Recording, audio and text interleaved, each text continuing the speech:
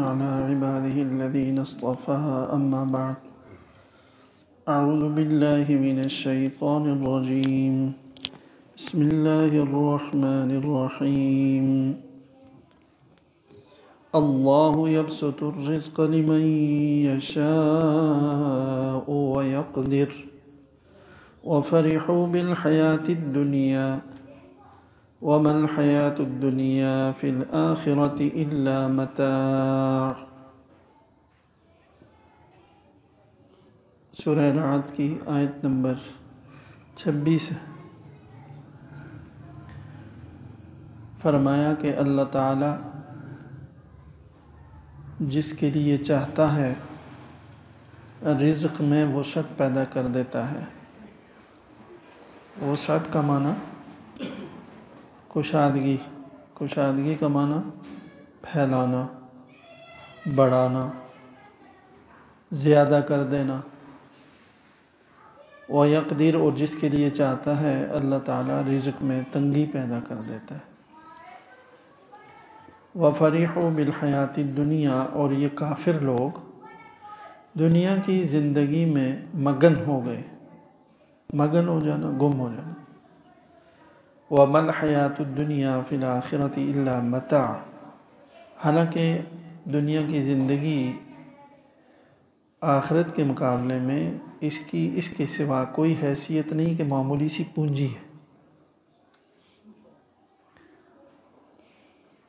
اس سے پہلی آیات میں یہ فرمایا تھا کہ جو لوگ اللہ تعالیٰ کے ساتھ کیے ہوئے عہد کو توڑتے ہیں، جن رشتوں کو اللہ تعالیٰ نے جوڑنے کا حکم دیا ہے ان کو توڑتے ہیں اور زمین پر فساد کرتے ہیں، ان پر اللہ تعالیٰ کی لعنت ہے اور ان کے لیے برا ٹھکانہ ہے۔ یہ آیات تھی، اس کے ساتھ یہ آیت ہے۔ تو ان آیات سے یہ سوال ہو سکتا ہے کہ جو اللہ تعالیٰ کے نافرمان ہیں، اللہ کے حکم کو توڑتے ہیں، ان پر اللہ تعالیٰ نے لعنت بھی فرمائی ہے، لیکن ہم دیکھتے ہیں کہ دنیا میں تو ان کے پاس بڑی مال و دولت ہے، دنیا میں خوشحالی ہے، ان کے پاس رزق بڑا کشادہ ہے۔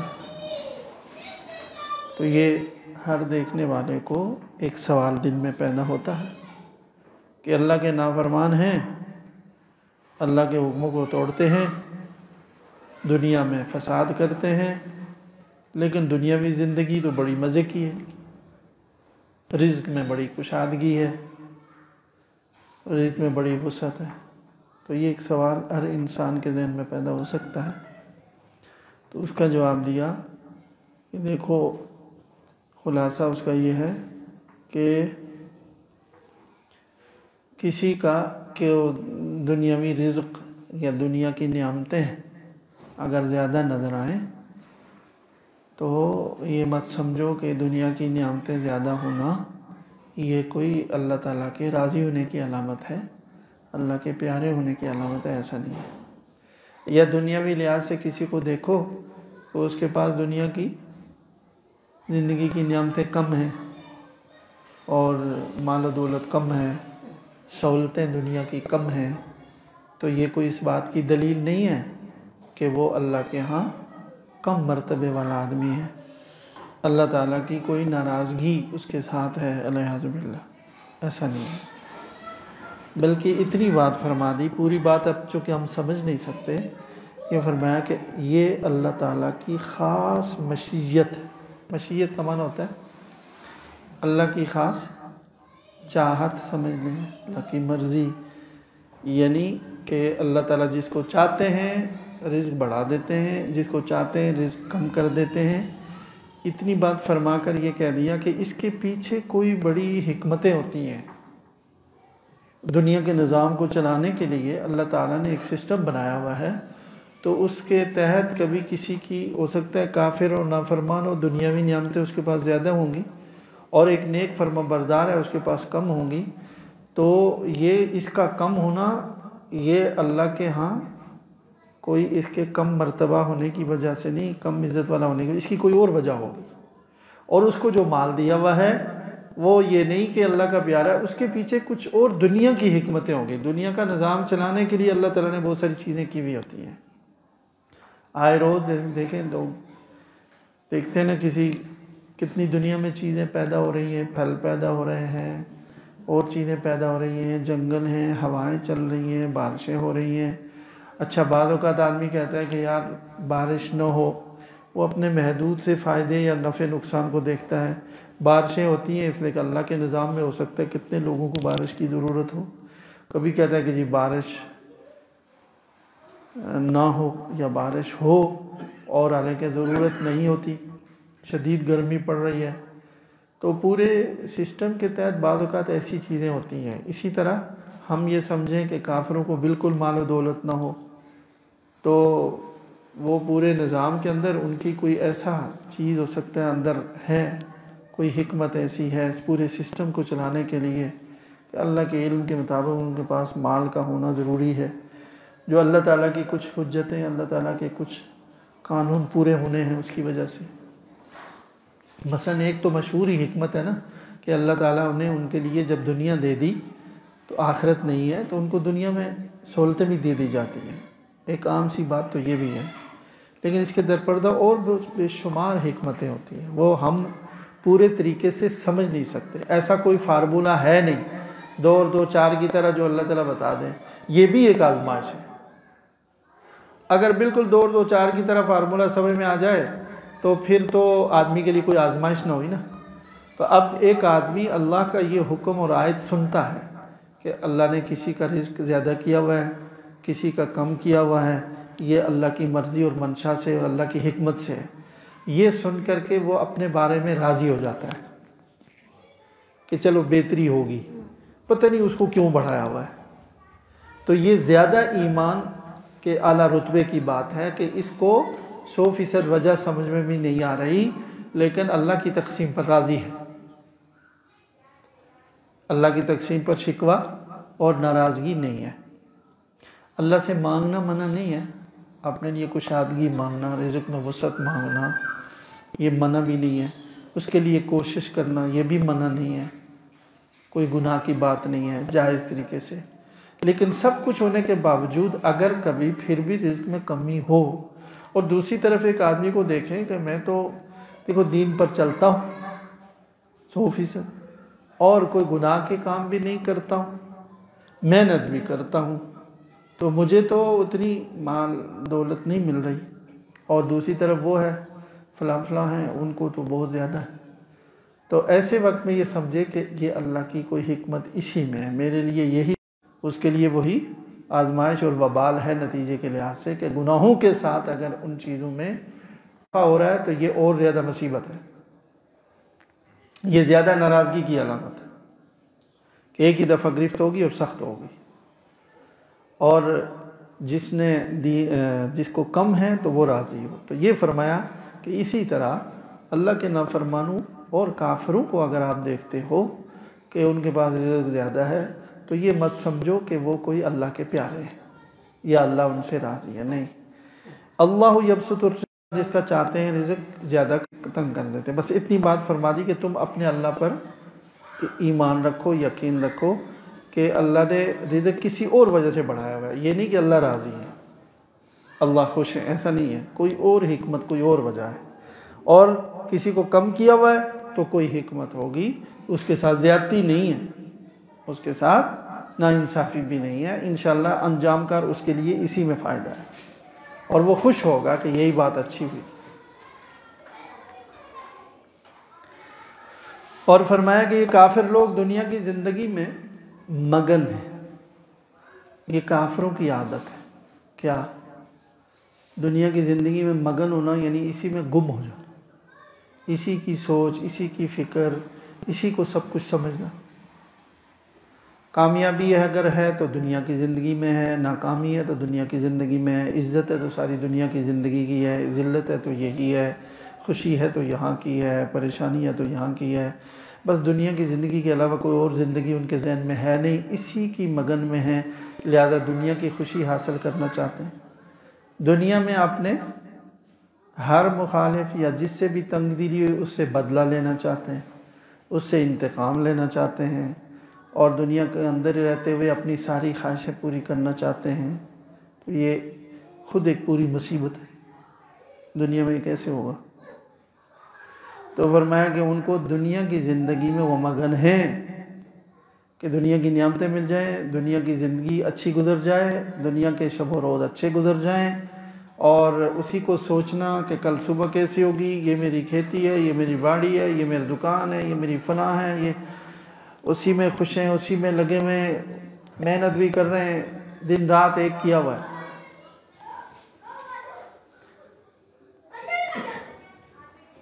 اپنی زندگی کو سکون پہنچانے کے لیے، اپنی زندگی اپنے آپ کو خوش کرنے کے لیے، اپنی گویا کہ جو مراد ہوتی ہے وہ حاصل کرنے کے لیے بس ان کے سامنے یہ دنیا کی زندگی کہ اس میں خوشیاں ملی تو مجھے خوشی مل گئی، اس میں عزت مل گئی تو مجھے جو مقصد عزت ہے وہ حاصل ہو گئی، تو بس دنیا کی زندگی، اور دنیا کی کوئی پریشانی دور ہو جائے، تمہیں تنگی نہ ہو، کوئی پریشانی نہ ہو، کوئی مسئلہ نہ ہو۔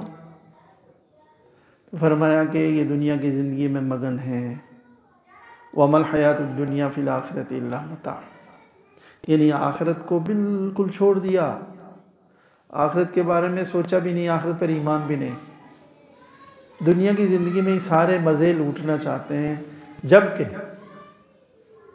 دنیا کی زندگی کو آخرت کے مقابلے میں اگر کچھ سمجھے بھی آپ تو اللہ نے سمجھایا کہ اس کی مثال ایسی ہے جیسے معمولی سی پونجی بھی کہتے ہیں، یعنی آخرت کی نعمتوں کو، دنیا کی ساری نعمتیں بھی اگر کسی کو مل جائیں دنیا کی زندگی کی، تو آخرت کی نعمتوں سے اگر اس کا تقابل کر کے دیکھیں گے نا تو یہ بالکل ایک معمولی سی چیز ہے، جس کے لیے انہوں نے اپنا سب کچھ کیا کر دیا، تن من دھن لگا دی، ساری صلاحیتیں اسی کے لیے، ساری کوششیں اسی کے لیے، ساری محنت اسی کے لیے، اپنا سب کچھ قربان کر لیا صرف اس کے لیے جو آخرت کے مقابلے میں بالکل حقیر سی چیز ہے، ذلیل سی چیز ہے۔ متاع کا معنی یہ امام اصمعی نے ایک جگہ میں نے پڑھا، انہوں نے فرمایا کہ یہ قرآن کریم میں دنیا کی زندگی کو آخرت کے مقابلے میں کہا گیا کہ یہ متاع ہے، متاع۔ تو یہ جو متاع کا لفظ ہے، یہ تو ویسے تو اس کے بہت سارے معنی آتے ہیں، جیسے میں نے کہا پونجی، اور متاع کا معنی سامان بھی ہوتا ہے، ٹھیک ہے، متاع کا کوئی اور بھی معنی ہوتا ہے۔ تو انہوں نے کہا جو اصل عربی جو اصل ہے نا وہ دیہاتوں میں ہے، تو انہوں نے کہا کہ جو اعرابی ہیں کسی طرح مجھے پتہ چلے کہ وہ اس متاع کو کس معنی میں استعمال کرتے ہیں جو اس کا اصل ٹھیٹھ معنی ہے۔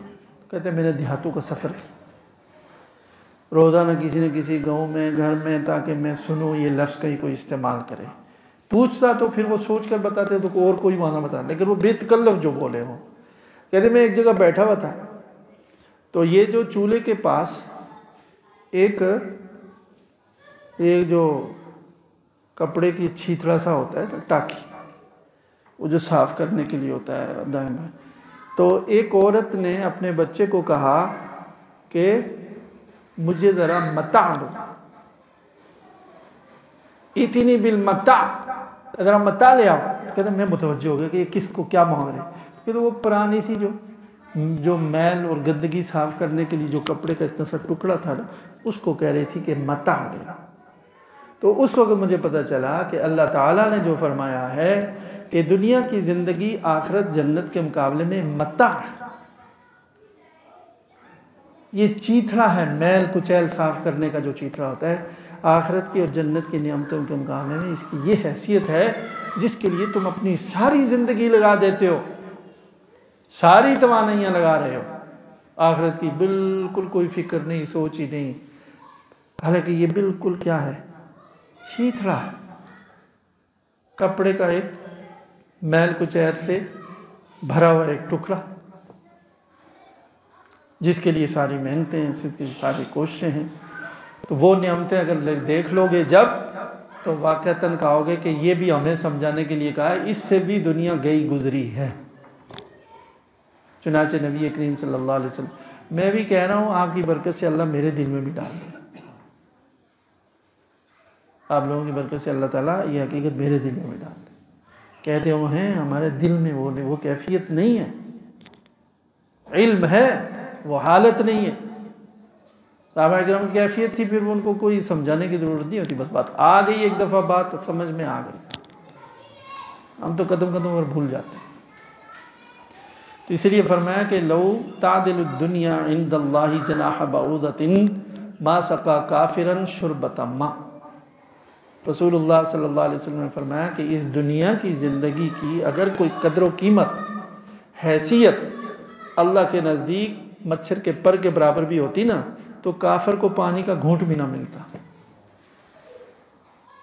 یہ تو ایسے، اس لیے جنت سے ایک قطرہ نہیں ملے گا ان کو، جس کی قدر ہے اللہ کو، وہ صرف ایمان والے کو ملے گا، دنیا ان کے لیے بھی ہے۔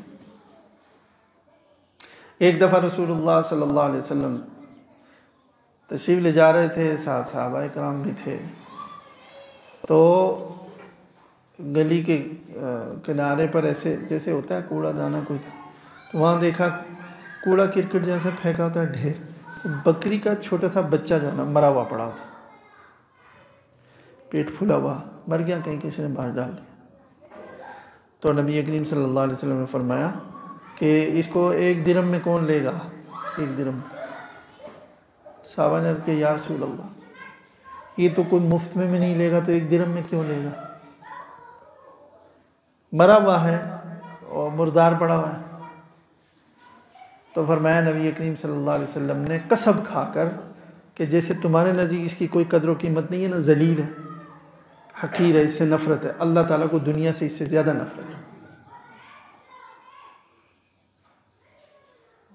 لیکن یہ اللہ کی رحمت ہے کہ دنیا کو حرام نہیں قرار دیا مسلمانوں کے لیے کہ چلو استعمال کرو۔ رہبانیت نہیں ہے کہ سب کچھ چھوڑ چھاڑ کر ایک جگہ اللہ اللہ کرو، یہ تو رحمت ہے، سب کچھ برتو، دنیا کے معاملات میں کرو، کچھ کے لیے کچھ شریعت دے دی، قوانین دے دیے کہ ان کے دائرے میں رہتے ہوئے سب کچھ کرو، لیکن پسند نہیں ہے اللہ تعالیٰ۔ ہوتا ہے نا بعض چیزیں جائز ہوتی ہیں اور ناپسند ہوتی ہیں، جیسے فرمایا کہ طلاق جائز تو ہے، لیکن اللہ تعالیٰ کو تمام جائز چیزوں میں سب سے زیادہ نفرت طلاق سے۔ ابغض المباحات الی اللہ الطلاق۔ جائز ہے، ضرورت کے لیے، مجبوری کے لیے دے دیا کہ اگر کسی کی جان نہیں چھوٹ رہی تو ایک راستہ ہے، لیکن پسند نہیں ہے، نبھانا اللہ کو پسند۔ ایک دفعہ نکاح ہو گیا، نبھاؤ۔ اسی طرح دنیا کی زندگی کی اجازت دی ہوئی ہے، لیکن کوئی پسند نہیں ہے۔ تو ہم کمزور ہیں، ہم تو ایسے نہیں ہو سکتے، ہم تو ہمیں مانگنی چاہیے اللہ تعالیٰ رزق میں وسعت دے، حلال طریقے سے دے، ایسے نہ ہو ہمارا ایمان ہی خطرے میں پڑ جائے، ہم تو ایسے ضعیف ہیں۔ لیکن اور جائز کوشش کریں، لیکن فرض کرو نہیں ہوتا تو یہ ذہن پکا ہونا چاہیے کہ اس کی طرف وہ بدحواس ہو کر کے نہیں کہ ذہن پر فکس وار ہو، اپنے آپ کو بدقسمت سمجھے آدمی، محروم، یہ نہ جائے۔ ٹھیک ہے دعا بھی مانگ لیں، ٹھیک ہے جائز کوشش بھی کر لیں، مل گیا تو الحمدللہ، نہیں ملا تو کوئی بات نہیں ہے، کوئی یہ تو اللہ کی کو پسندیدہ ہے ہی نہیں، اللہ نے جو ایمان دے دیا تھوڑی نعمت ہے، اور کیا چاہیے۔ 2 وقت کی روٹی اللہ ضرور دیں گے، اس کا تو وعدہ ہے، بھوکا نہیں ماریں گے۔ وَمَا مِن دَابَّةٍ فِي الْأَرْضِ إِلَّا عَلَى اللَّهِ رِزْقُهَا، روئے زمین پر چلنے والے ہر ذی روح کی رزق کا ذمہ اللہ کے پاس، یہ تو کبھی نہیں ہوگا بھوکے مریں گے، ہو جائے گا انتظام۔ یہ ہے اصل چیز، اللہ تعالیٰ ہمیں دل میں اتار دے اس کی کیفیت کو۔ باقی یہ ہے کہ جائز ہے جو حدود کے اندر رہتے ہوئے کوشش سب کچھ۔ تو کافروں کا یہ مزاج بیان فرمایا کہ دنیا کی زندگی میں وہ ایسے مگن ہیں، جبکہ دنیا کی زندگی آخرت کے مقابلے میں محض حقیر سی چیز ہے، متاع ہے۔ اور دیکھیں یہ دنیا کی زندگی کتنی جلدی ڈھل جاتی ہے، پتہ ہی نہیں چلتا، کون سا کوئی صدیاں لگیں گی، ہر آدمی کے 50 60 70 سال گزرتے ہوئے پتہ نہیں چلتا، آنکھیں بند ہوتے ہی افسوس ہوگا، ایسے اے افسوس، وہ سچ تھا جو قرآن کہہ رہا تھا کہ پھر بھی ہم نے غفلت میں زندگی گزاری، یار 2 وقت کی 2 سوکھی سوکھی کھا لیتے اور ایسے اعمال کرتے، اللہ کی عبادت کرتے، اللہ کو خوش کرتے، یہ زندگی یہ کیا نعمتیں ہیں، ہم نے کیا کیا، برباد کی زندگی۔ یہ ہوگا حسرت ہوگی، اللہ تعالیٰ ہمیں اس سے پہلے توبہ کی بھی توفیق عطا فرمائے، اور ہمیں صراط مستقیم پر چلنے کی توفیق عطا فرمائے.